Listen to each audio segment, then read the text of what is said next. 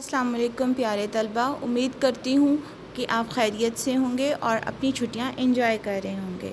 तो आज का लेसन शुरू करने से पहले इंतहाई इम्पॉर्टेंट बात जो मैं आपको रोज़ बोलती हूँ वो ये है कि मास्क का इस्तेमाल, समाजी दूरी, हाथों को बार बार धोना ही हमें कोरोना वायरस से बचा सकता है। तो आज के सबक का आगाज़ करते हैं और उससे पहले दुआ पढ़ लेते हैं। बिस्मिल्लाहिर्रहमानिर्रहीम। शुरू अल्लाह के नाम से जो नहायत मेहरबान रहम करने वाला है। रब्बे ज़िदनी इल्मा, ए मेरे रब मेरे इल्म में इजाफ़ा फरमा, आमीन। तो प्रेप क्लास आज का हमारा लेसन जो है वो शुरू करने से पहले आप मेरे टेबल पर देख सकते हैं कि मैंने कुछ अशकाल रखी हैं, जैसे कि ये पतंग, जैसे कि ये तितली। आप इसको बखूबी पहचान सकते हैं, लेकिन इसके बाद जो नीचे मैंने अशकाल रखी हुई हैं आप उनको भी देखकर पहचान सकते हैं, क्योंकि ये सूरज की आधी शक्ल है, ये आधा आम है, ये आधा पतंग है और ये तितली का आधा हिस्सा है। तो मेरे पास जो नीचे अशकाल मैंने रखी हैं वो तमाम अशकाल की आधी शक्लें हैं। इसी तरह हमारे हरूफ़ तहजी को लिखते हुए भी आप पहले से ही पूरी अशकाल में हरूफ़ तहजी लिखना सीख चुके हैं, जो कि आपकी किताब के सफ़ा नंबर 1 पर दी गई हैं, 1 और 2 पर दी गई हैं। सफ़ा नंबर 1 पर दिए गए हरूफ़ तहजी में नकात नहीं हैं और सफ़ा नंबर 2 में से कुछ नकात मिसिंग हैं, ये हम ऑलरेडी कर चुके हैं। तो ये थी हमारे पास हरूफ़ तहजी की मुकम्मल अशकाल। लेकिन अगर इन्हीं अशकाल को, इन्हीं हरूफ़ तहजी को आधा कर दिया जाए तो फिर इनकी शक्ल कैसी होगी, वही हम आज के लेसन में देखेंगे, बनाना सीखेंगे और उनकी पहचान भी सीखेंगे। तो आज के लेसन का आगाज़ करते हैं। मेरे पास कुछ कटआउट्स हैं,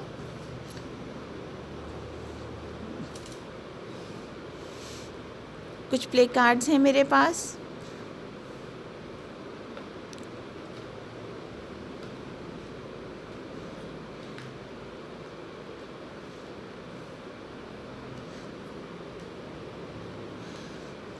तो सबसे पहले मेरे पास जो अशकाल हैं वो बे फैमिली की हैं। मैं इसको तरतीब दे लेती हूँ। सबसे पहले बे के बाद क्या आता है? पे, फिर ते और उसके बाद टे और फिर से। अब मैं अपने हाथ में एक और कार्ड पकड़ती हूँ और मैं उससे बे की आधी शक्ल को छुपा लेती हूँ। जी, तो आप देख सकते हैं कि मैंने जब बे की आधी शक्ल को छुपा लिया तो उसकी ये शक्ल बनेगी। लेकिन इसको लिखते हुए हम कैसे लिखेंगे, आप नेक्स्ट देखें मेरे प्ले कार्ड के ऊपर। इसी तरह पे, आधा पे ऐसा होता है और पे की आधी या इब्तदाई शक्ल ऐसी होती है।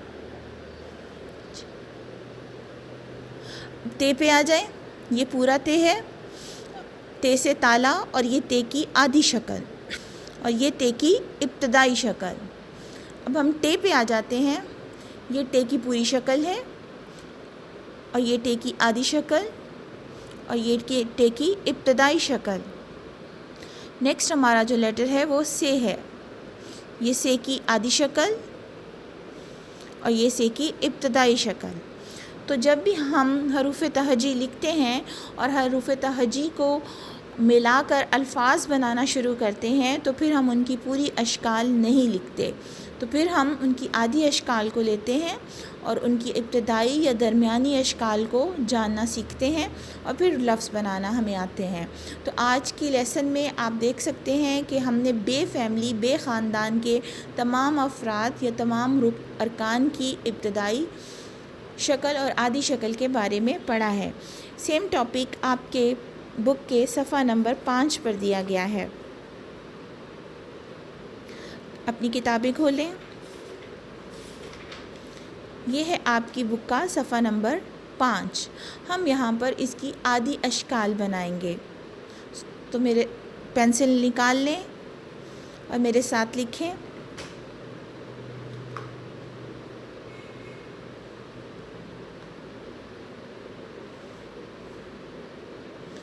तो हम लिखने जा रहे हैं बे की आदि शक्ल।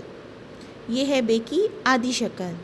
अब नेक्स्ट आ जाएं पे। बे ख़ानदान के जैसे तमाम अरकान की शक्ल मिलती है, सिर्फ़ उनके नकात से हमें उनका फ़र्क पता चलता है। इसी तरह इब्तदाई अशकाल भी तकरीबन सेम है, लेकिन हमें कैसे पता चलेगा कि ये कौन से रुकन की आदि शक्ल है? नकात को गिन के। तो नकात को हमेशा आप गिनते हुए केयरफुल रहिएगा ताकि आप शक्ल को पहचान सकें।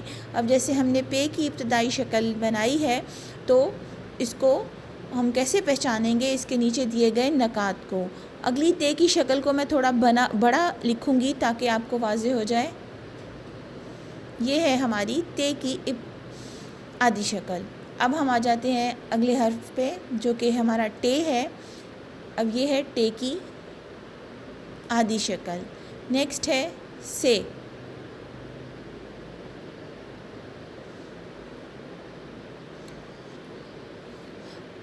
आपने इस वीडियो को यहीं पॉज करना है और उसके बाद जल्दी से अपना काम करके दोबारा आपने मेरे से मिलना है।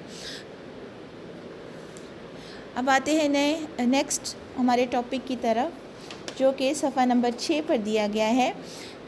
जैसे कि पिछला सफ़े पर हमने बे ख़ानदान की आदि अशकाल के बारे में पढ़ा था, अभी जो पेज है इस पे जीम ख़ानदान और उनकी आदि अशकाल का ज़िक्र किया गया है। जीम ख़ानदान के भी तमाम अरकान की शक्लें मिलती हैं, लेकिन इनका फ़र्क और आवाज़ों का फ़र्क हमें नकात को गिन कर पता चलता है। जैसा कि आप जानते हैं कि जीम के अंदर एक नुक्ता होता है, चे में 3, हे खाली और खे के ऊपर एक नुक्ता। और जीम जो है उसको लिखते हुए हम उसको 2 हिस्सों में तकसीम करते हैं। एक जीम का क्राउन ताज और दूसरा उसकी बॉडी पोर्शन। तो अगर हम जब इसकी आदि अशकाल बनाएंगे तो उसको ज़ाहिर करने के लिए हमें जीम का ताज वाला पोर्शन या क्राउन पोर्शन लेना है। तो आप देख सकते हैं नीचे जहाँ हरूफ दिए गए हैं वहाँ पर जीम की आदि शक्ल भी दी गई है। जैसे नेक्स्ट वर्ड में चे और चे की आदि शक्ल, उसके बाद हे और हे की आदि शक्ल, और फिर खे और खे की आदि शक्ल। अब इन अशकाल को पहचानने के लिए मैंने 2 चीज़ों को सामने रखा है। एक तो मैंने क्राउन देखा है, क्योंकि हमें पता है कि जीम ख़ानदान के सर पे ताज होता है, तो मैंने एक तो ताज से गेस किया कि ये जीम ख़ानदान के अफराद हैं। सेकंड, नकात को देख के, इनके नीचे जो नकात दिए गए थे उनको देख के मुझे पता चला कि ये जीम ख़ानदान के अराकीन हैं। अब हम देखते हैं तस्वीर, और तस्वीर के नाम जो है हम उन्हें बोलेंगे और हम गेस करेंगे कि ये किस ख़ानदान के रुकन की आवाज़ इन अल्फाज में आ रही है। पहला लफ्ज़ जो है या पहली तस्वीर जो है वो जराब है। जराब, जराब। अब जो है वो किसकी साउंड है? जीम की। Very good. ये तो थी जीम की इब्तदाई आवाज़। अब देखते हैं कि जीम अगर अल्फाज के एंड में आए तो कैसी आवाज़ होगी। ताज, ताज, ज। तो ज किसकी आवाज़ है? जीम की। तो हमने 2 आवाज़ें देखी, एक में जीम शुरू में आ रहा था और एक में जीम एंड पे आ रहा है, आखिर में आ रहा है। अब नेक्स्ट बॉक्स की तरफ जाते हैं। यहाँ पे भी 2 तस्वीर दी गई हैं। एक तस्वीर जो है, आप जानते हैं कि हरूफ तहजी चे की आवाज़ च की होती है, और दिए गए बॉक्स के अंदर 2 तस्वीर हमें नज़र आ रही हैं। एक है चिड़िया और दूसरी मिर्च। चिड़िया, मिर्च। अब देखें कि चिड़िया चे से शुरू हो रहा है तो च, चिड़िया। मिर्च के एंड पे चे आ रहा है तो मिर्च, मिर्च। तो हम गैस कर सकते हैं कि मिर्च के एंड में चे की साउंड आ रही है और चिड़िया के शुरू में चे की आवाज़ आ रही है। नेक्स्ट बॉक्स की तरफ जाते हैं, जहाँ पे हम देख सकते हैं कि हे और हे की इब्तदाई शक्ल दी गई है। अगर आप पिक्चर्स में देखें तो हमारे पास दो तस्वीर हैं, एक हमाम और दूसरी तस्बीह। हमाम, तस्बीह। आप गेस कर सकते हैं कि तस्बीह के एंड की आवाज़ हे की है और हमाम की इब्तदाई आवाज़ हे की है। नेक्स्ट बॉक्स में चलते हैं जहाँ पर दो तस्वीर दी गई हैं और इसके टॉप पर, इसके ऊपर लिखा गया है खे और खे की इब्तदाई शक्ल। शाख, शाख। खरगोश, खरगोश, खरगोश। तो आप गेस कर सकते हैं कि शाख की एंड की आवाज़ जो है वो खे की है और ख़रगोश की इब्तदाई आवाज़ खे की है। अभी दोबारा से जल्दी से इन तस्वीर के ऊपर दिए गए हरूफ को देखते हैं और देखते हैं कि क्या हम इनकी इब्तदाई शक्लें गेस कर पाते हैं या नहीं। अगर मैं अपने हाथ में एक कार्ड पकड़ूं और बाकी हिस्सा छुपा लूं तो देखते हैं कि आप गेस कर पाते हैं या नहीं। अब मैंने जुराब का रे, अलिफ और बे छुपा लिया है और सिर्फ जीम को रहने दिया है। जी हाँ, ये जीम की इब्तदाई शक्ल है। नेक्स्ट बॉक्स में चलते हैं, लफ्ज़ चिड़िया, जहाँ पर लफ्ज़ चिड़िया लिखा हुआ है। जी, यहाँ आप देख सकते हैं कि ये चे की इब्तदाई शक्ल है, आधी शक्ल। नेक्स्ट चलते हैं लफ्ज़ हमाम की तरफ। ये हे की आधी शक्ल है या इब्तदाई शक्ल है। नेक्स्ट आते हैं लफ्ज़ खरगोश की तरफ। जी हाँ, ये इसकी इब्तदाई या आधी शक्ल है। नेक्स्ट ये कि अगर कभी भी जीम किसी भी हर्फ के आखिर में आएगा अगर, तो वो पूरा आएगा। जीम ख़ानदान का कोई भी रुकन अगर किसी हर्फ के आखिर में आएगा तो वो पूरा लिखा जाएगा, और अगर किसी लफ्ज़ के शुरू में आएगा तो उसकी जस्ट इब्तदाई शक्ल जो है वो तहरीर की जाएगी। ये हमारा आज का लेसन था जो आपने पेज नंबर 5 और 6।